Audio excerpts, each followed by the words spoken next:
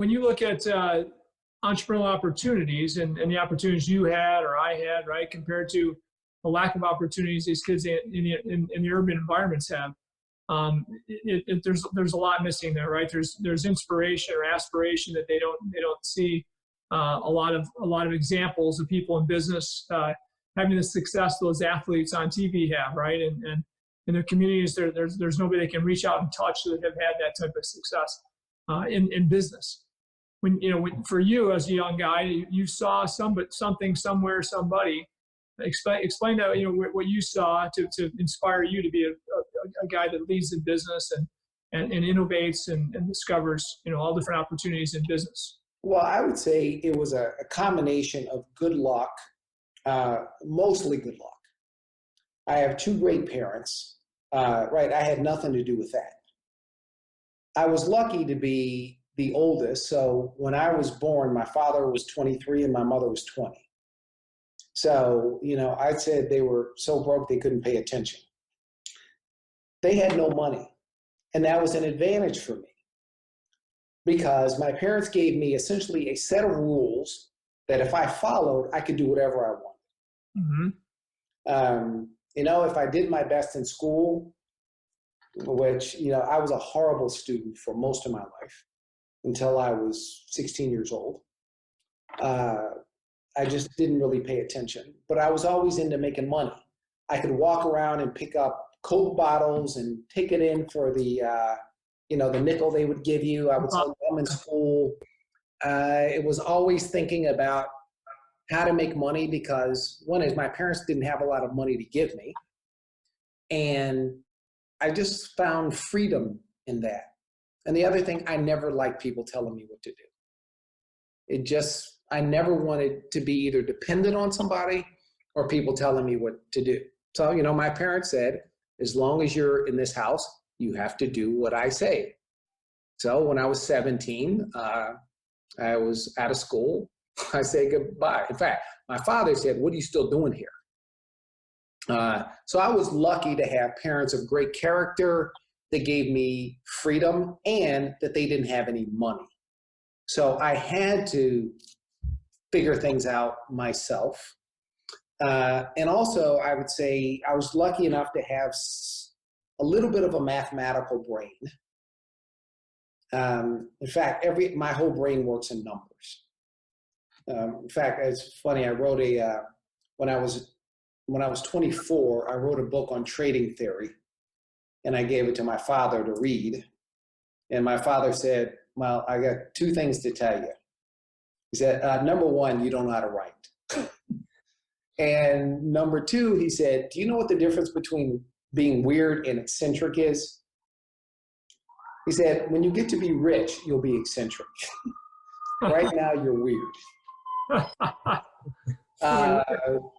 But I was always pretty mathematical, and I'd say also I really believe that God put me on this earth to do something other than just entertain myself.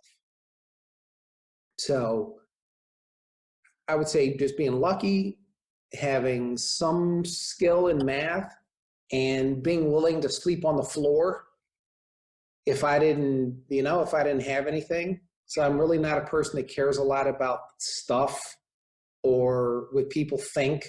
I care about being fair, but I don't really care what people think about me. Mm-hmm.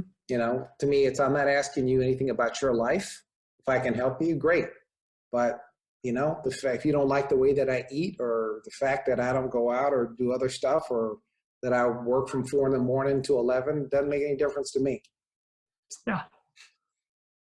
So tell us about the businesses you're in, and the technology business and the ping pong business and the opportunities it's given you, these businesses and this entrepreneurial life that you've created.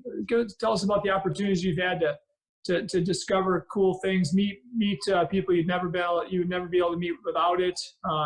Give opportunity to people that worked out to be great opportunity for you to see other people do well within your vision, right? Tell us a little about that kind of stuff.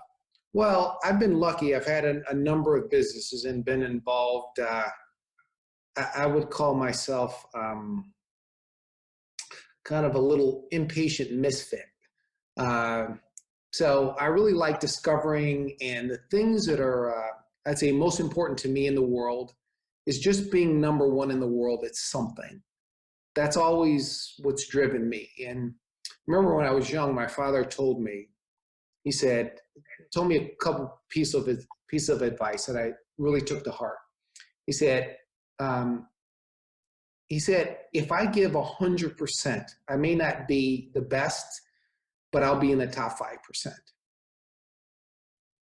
And he said, the only thing in life you have is your reputation. You can always get money back, but you can never really get your reputation back.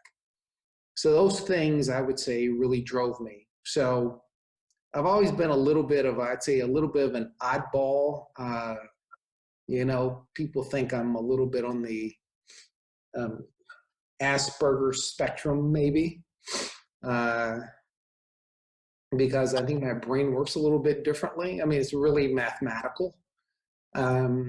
But I would say I've been lucky enough to be in business and meet lots of very interesting people.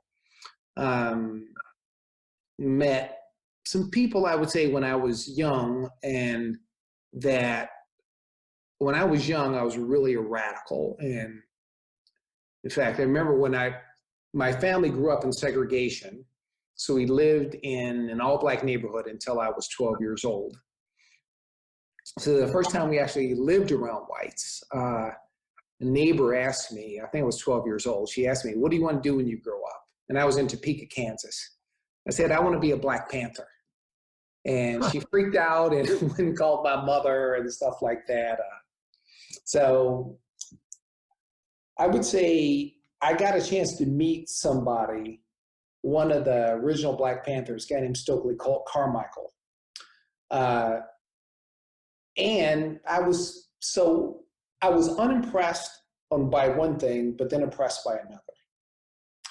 I would say he was very anti-American during his days as a Black Panther, but he had gone to Algeria.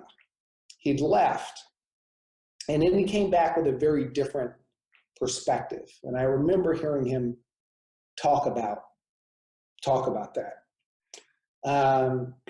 When me and my father had a company together, this would have been from 92 to 95. We started a company, and then I sold him my half of the company. He was reading the paper one day, and he said, hey, there's this young guy who's the first Black editor of the Harvard Law Review. We should meet him. So we called him up, and we met him. He came to meet us. And obviously, this is Barack Obama.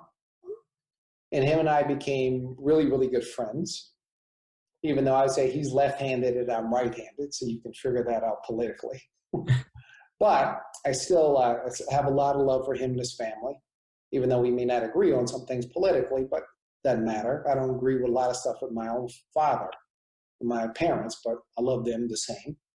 So I got to be really good friends with him, and I saw the journey of something happen that I think almost nobody in my generation would believe what would happen, is that we would have a Black president.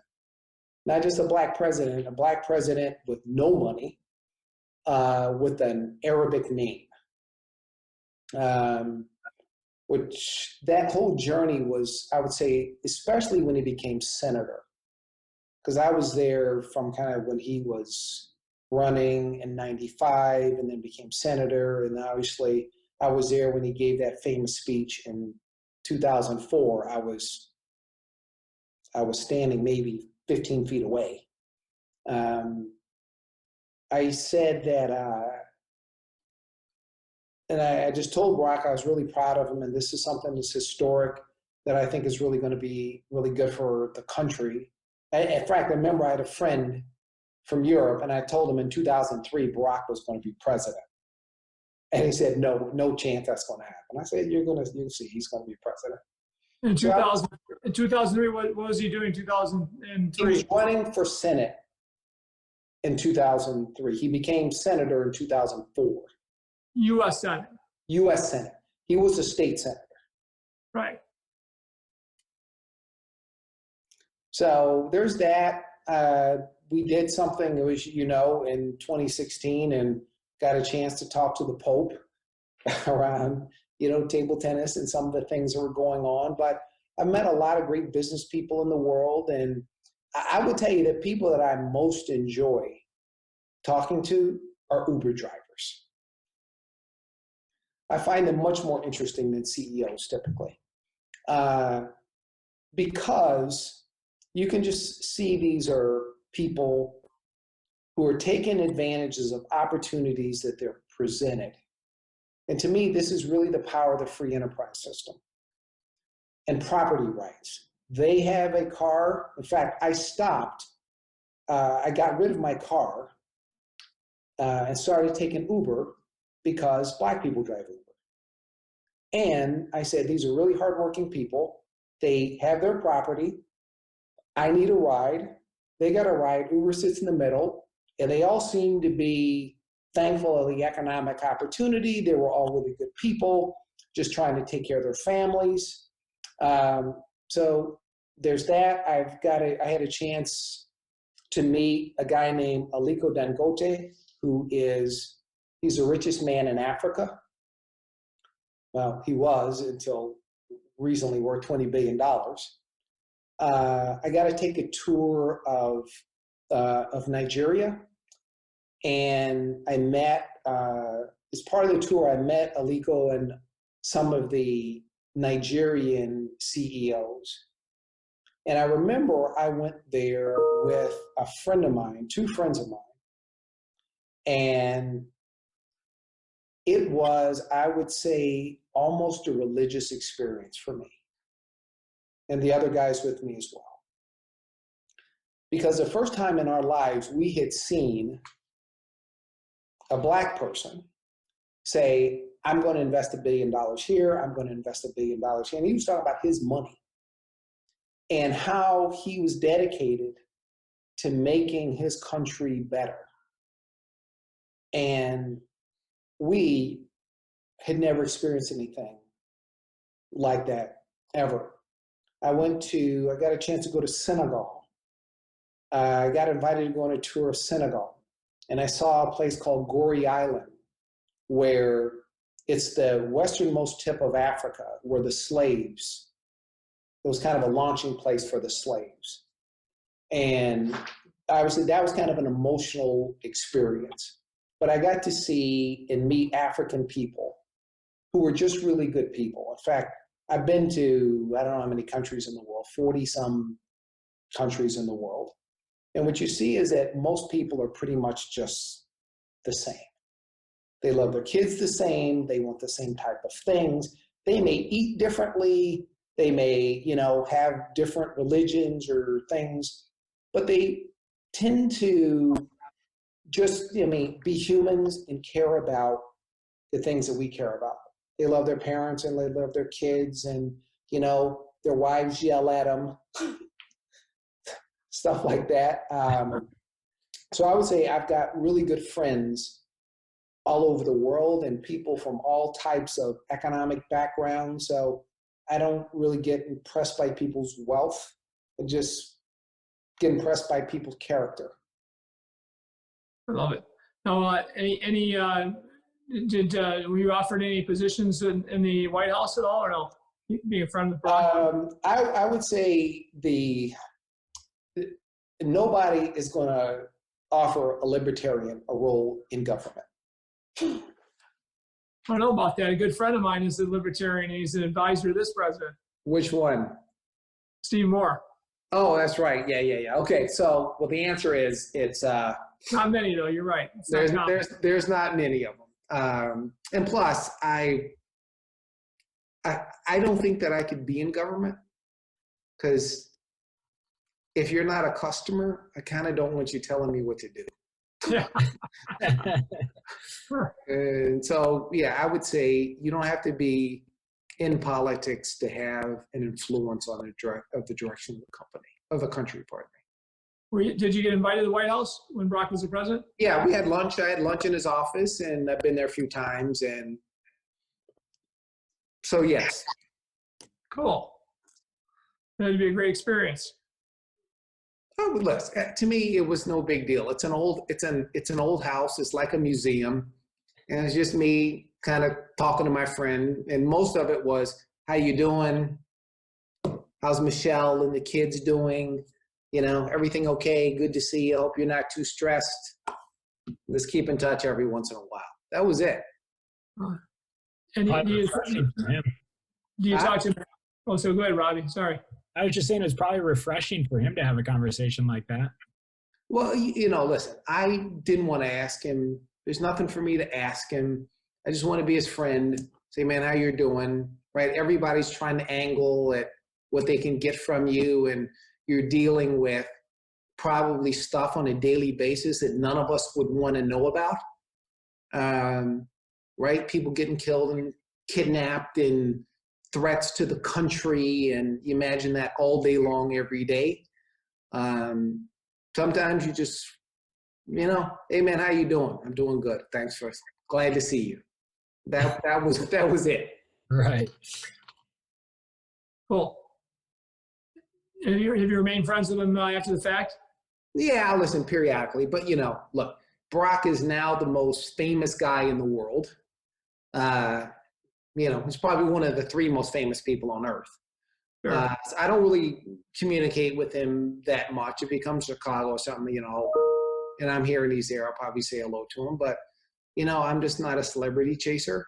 Listen, I love him and his family, and I wish him well. And he's a guy of great character, and like I said, I wish him well. But And did he respect your conservative views or your libertarian? I should say libertarian. yeah, listen, I think Barack is the same as me. Barack, I don't think you have to believe everything that he believes politically to be his friend. Of course not. I think he believes what he believes, and it's like what Kennedy said to Khrushchev.